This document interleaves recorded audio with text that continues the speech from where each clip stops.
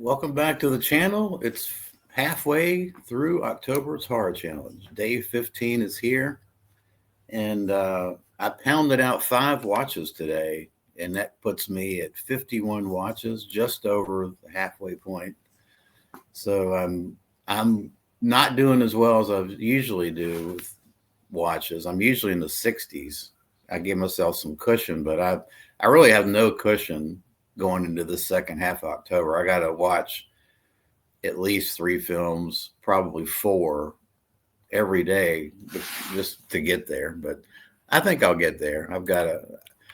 There's a few days where I'm going to probably not be able to watch films because of other issues, but I'm going to do my best. Okay. First up, I did finally watch Attack of the Beast Creatures. This is a 1985 independent film directed by a guy named Michael Stanley, who it was the only directorial effort that I saw. I think he went on to just do theater, which is probably a good thing. This is a really bad movie. I don't think anyone would deny that. And whenever I start talking about bad movies that have some charm, or there's elements of this that has charm, I will say that. Um, I always think of Bruno Mattei because to me, Bruno Mattei is the classic example of a guy that cranks out bad movies that are great, fun to watch, uh, but they're just bad, rip-offs of Hollywood films. But there's a certain magic to this, and I've never really been able to.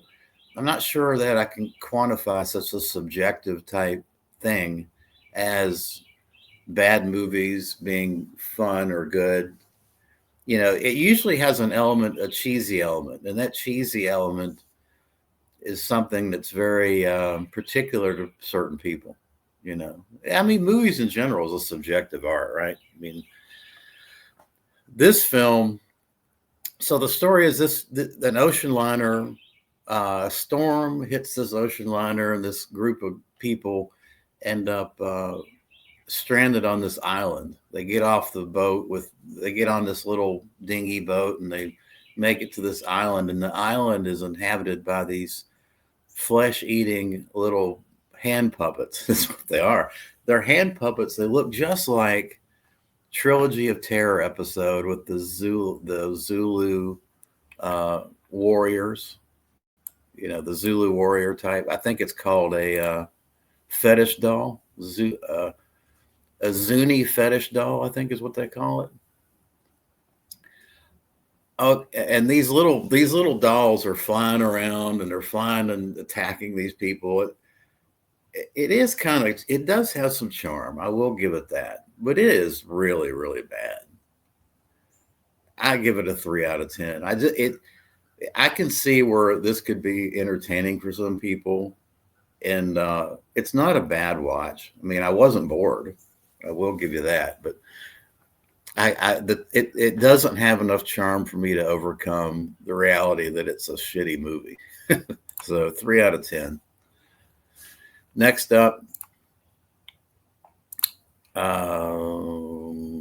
You're Next, 2011, which is a home invasion film, and I kind of wonder now. So You're Next was directed by Adam Wingard, and it's kind of kickstarted Adam Wingard's success into films. He also did VHS, but then he went on to do, the big budget CGI fests like Godzilla and Kong. He also did the Blair Witch remake, which I've got that on my schedule to rewatch. I'm going to give that another chance. You're Next is it's a home invasion film with the world's oldest motive. Money, obviously.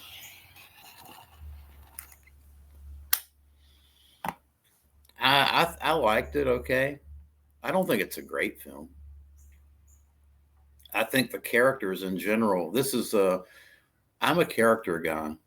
I mean, first and foremost, character, story, special acting, special effects, kind of in that order. And when the characters are generally unlikable, it's not gonna rate high with me. And this one is, I think, I didn't hate the characters, I just didn't care.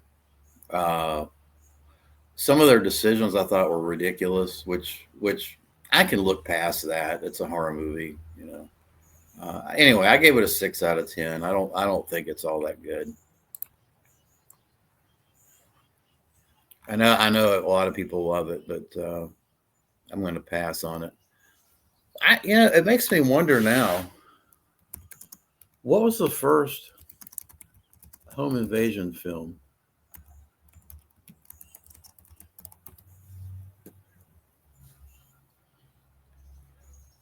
The first home invasion film was considered to be D.W. Griffith's 1909 silent film, The Lonely Villa. Huh. Night of the Hunter, I think, in 1955. What a great film that is. Golly. Charles Lawton is, by the way, my favorite actor of all time, if anybody's wondering. That was his directorial debut. He did a great job. Yeah, there's a lot of films that are listed as Straw Dogs could be considered earliest home invasion. Halloween could be considered home invasion. That's interesting. Anyway, let's move on. Um, okay, this is a film I identified on my list. I'd never seen it before. Dr. Jekyll, Mr. Hyde, 1980. So this is a BBC TV adaptation of the Robert Louis Stevenson classic, which stars David Hemmings. It's a 2-hour film. It's slow and talky, as we would expect from this type of adaptation. I thought David Hemmings did a great job. There's a transformation sequence in this I thought was fantastic, where uh, Hemmings hits his head on a light, and the light is swinging back and forth. And as the light swings back and forth, he's changing. I thought that was very effective. Uh,